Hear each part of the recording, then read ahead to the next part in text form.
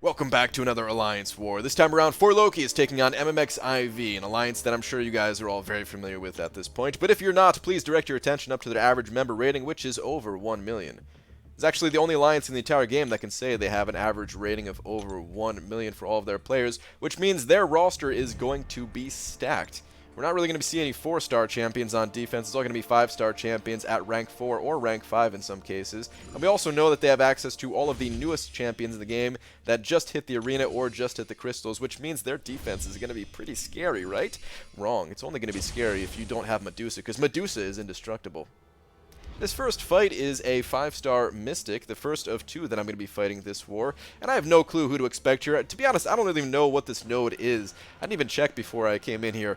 My whole strategy for this first section is just to take whatever path has the fewest fights, because I'm more of a lover than a fighter, guys, you know? But this first node is adaptive, which means they're going to be building up some resistances. We got Special Lock 1 and Recovery, so, you know, maybe they have some healing, maybe they don't. Typically, this is just a diversity node anyway. It could be anyone. I'm thinking, like, who's this going to be? Like a Loki? That's who I typically see out of the average alliance. So I just pop on a little bit of a health boost because, you know, you can never be too safe. And the first fight is actually a Magik. Oh, crap. I don't have any way to stop her limbo. This is kind of scary for me. First fight, a 455 Magik, and even though it's an easy node, I'm still thinking I'm going to take a lot of damage here. I get lucky, and she doesn't trigger Limbo on taking her over a bar of power the first time, and I'm going to try to bait out her special one, because she has a lower chance to trigger Limbo on that first bar of power versus the second one. I end up giving up here. I've got a lot of Furies. I'm like, you know what, maybe I could just do enough damage, so I push over the second bar. She does gain Limbo there. I hold back. I'm going to try to get her as close as I can to a special 3, and then I'm just going to go in with a full combo. I've got my Furies, like I said. I was gaining a little bit of health back. The Limbo was hurting, but I was gaining a little bit of health back thanks to the Special Lock 1 and having willpower. So I ended up not taking all that much damage throughout that fight. It ended up, not being too bad. So the next fight here is going to be a 6-star mutant champion on my path. You're gonna see, and I am basically, you know, what I'm thinking about going into this node is. I don't want to fight this. I'm just going to back out. I'm going to let somebody else handle it. Like I said, guys, I'm more of a lover than a fighter, right? I'm not into fighting, so let's just skip ahead. Let somebody else take care of that.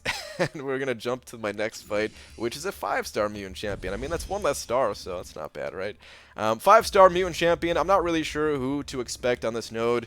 This node has some power gain, so I'm thinking, you know, maybe just someone that has some kind of annoying specials, and it looks like it's going to be a bishop, because we got the persistent charge. His specials can be kind of annoying, especially if he starts rapid firing those special ones, and he has all the energy damage that can go through your block. So I heal up just a little bit, and now it's time to boost to the high heavens, guys. I'm going to finish on my path all in this one go. I've got 3 fights ahead. We've got this mutant champion, then we've got a 5-star tech champion, and then we have a 5-star mystic champion, which before I went into this, I was fairly certain it was going to be a Morningstar, and spoiler, it actually will be a Morningstar, which is very scary if you are Medusa. If you're not familiar, Morningstar is actually one of the best counters to Medusa, so yeah, I'm really boosting up big here, and I clicked on that cosmic boost to kind of show you guys that it doesn't work against Mystic Champions. When you're using a class boost, it doesn't work against the class that you have a disadvantage against. It works against the rest of them, but, you know, not that one. So, you know, I use it for these first 2 fights, but it's not going to help me against that Morningstar fight. So it is Bishop, and my goal here is just to push him to an L2. I feel more comfortable dodging this guy's L2. The best way to handle it, in my opinion, is just to dodge the first little kick and wait for the beam to touch you and then start evading. You'll evade most of the damage. You'll take a tiny bit of chip damage. Really not a big deal. I get the armor shatter on him, which means I can probably kill him in like one more combo, man. I've got 6 Furies all built up. I'm boosted to the high heavens, and boom, Bishop goes down in a relatively quick amount of time. I mean, that was a pretty quick fight, right? Only 21 hits. Not too bad. Medusa boosted up is just makes me smile, guys. It makes me happy. All right, so this next fight I was thinking was going to be a Sentinel. Oh, my bad. I actually have to switch my masteries real quick. Don't worry, I'm not going to make you guys watch this entire mastery switch, but I did want to point out that, yeah, sometimes when it comes to these wars, man, sometimes you got to change up your masteries. This was more so for that Morningstar fight to come ahead. I added some points in the defensive tree to reduce the bleeds and stuff like that. So But I wanted to do that now because now we're going to go like back and forth with my alliance mates taking down these linked nodes at the end of the path. So this is a tech champion. We've got power gain, enhanced special 2, power shield. And I don't know who's going to be here. I'm thinking that it was going to be Sentinel, but I've also seen Stark Spidey on this node a lot, so it could have been either one. And it is a Stark Spidey. Okay, no problem. You know, I can shut down his AI and on all of my attacks, so it really shouldn't be that big a deal. I'm going to try to bait out special ones because those are easier to evade. They'll give me more openings. But of course, this node does have power gain, so he gains them quite quickly. And if he's not willing to throw his specials, I can get backed into a corner pretty quickly. So the other thing I have to watch out for is he still does evade. Even though you shut down his AI, he will still evade, so you have to be careful about that. I almost get caught in a little bit here. I'm against the wall, so I do have to push him to an L2. You can see there was that evasion that I was talking about, and I'm just going to evade the end of those web shots. I actually didn't even try to evade the first one.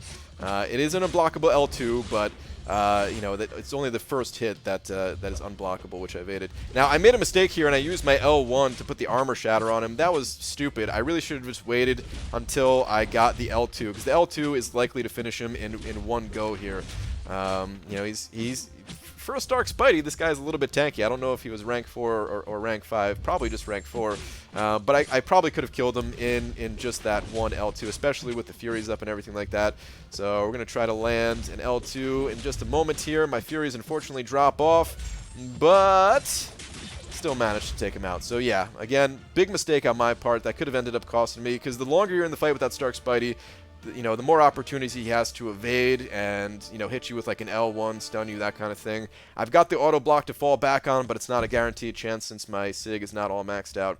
All right, so just waiting for my, you know, my alliance mate to finish up that node. We'll take a little sneak peek here. This is 5-star, 565 Morningstar. I didn't click on his profile, but it is a 565 Morningstar. I do know that. So alliance mate takes out his node. It's go time, man. This fight I was very nervous about. I mean, you know, like I said, this is like the worst matchup for me. Morningstar, her awakened ability gives her attack because I always have Furies up. So she's going to have a boosted attack. She's going to have the bleeds that are applying to myself. Plus, I have class disadvantage. So her attack is really high up there. And I even have the synergies that are going to give me extra Fury that if I get hit with an L2, I could get one shot. So I go ahead and I popped on, or I'm about to right now, I'm going to pop on an invulnerability boost just in case I get caught by an L2. I don't instantly explode, because that would be bad, right? I don't really enjoy exploding. So we're going to go ahead and yeah, pop that on, and away we go, man. Again, I was very nervous about this fight. I was confident because I got my Medusa, but yeah, man, all those things I was talking about. All right, so you notice the bleed is dealing about 371 damage. It kind of fluctuates, actually. I don't know what the deal is with that, but like the first little tick of damage, maybe because I have the bleed reductions, maybe it's only like a half tick or something like that. Anyway, I get lucky here. She throws her L1, which I'm very happy about, but that is like the last time I'm going to get her to throw an L1. I have to stay aggressive because I'm taking a lot of bleed damage. I'm taking the degen if I don't hit her constantly, and then also once my Furies tick down, she's going to gain 6 stacks of Mystic Dispersion, so she's going to go straight up to an L3 basically. I've got the invulnerability boost, which means I'm not going to take any damage on this L3, and I set it up in such a way that I will have my L2 when I come out of this. So I'm going to try to hit her with that as soon as I possibly can. I'm a little bit slow on that dash in after a heavy attack. Learn to be a little bit quicker after that. Hit her with the L2. She's stunned, and I go in, get my 5-hit combo. I mean, at this point, my Furies tick down, so she gains an instant L3. I hit her with my L1. She's right back at the L3, though, so she hits me with this. A little bit scared. Is this going to kill me? Of course not. I still got my invulnerability boost on. Like I said, guys, Medusa is indestructible. So now, you know, I'm not going to trigger any more Mystic Dispersion. Just waiting for another opening, and boom. Morningstar is down. Medusa kills everything. So yeah, I mean, this was not exactly a boss fight. If this was a boss Morningstar, I would have died. There's no chance for me to finish an actual boss node with this champion, right?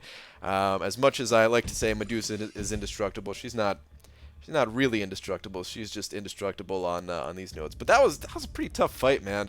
That node is not the toughest, but it's not the easiest. And that was a 565 Morningstar, with like I said, one of maybe an option that people would think would be very bad for it, but still got it done. And that was the last fight that you're going to see out of me, but I have some sped up footage of the rest of my battle group kind of swarming in on their mini bosses and main boss that I thought looked pretty cool. Normally I don't even get this footage. Normally I just stop recording and then go do something else. But I was so interested in seeing, you know, the rest of this war, how it played out, that I couldn't help but kind of just be locked in on my phone, just staring at it, seeing, you know, if any more people died in our alliance or in MMXIV, and it was very close, but for Loki, we actually edged out the win this time, so very happy about that. The entire alliance was.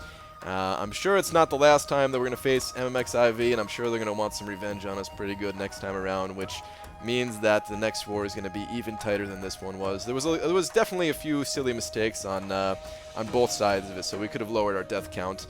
Like both alliances could have lowered our death counts, so yeah, I'm sure the next one's going to be that much more intense. But for now, guys, that is going to do it for this video. Thank you very much for watching, and I will see you guys in the next one. Take care.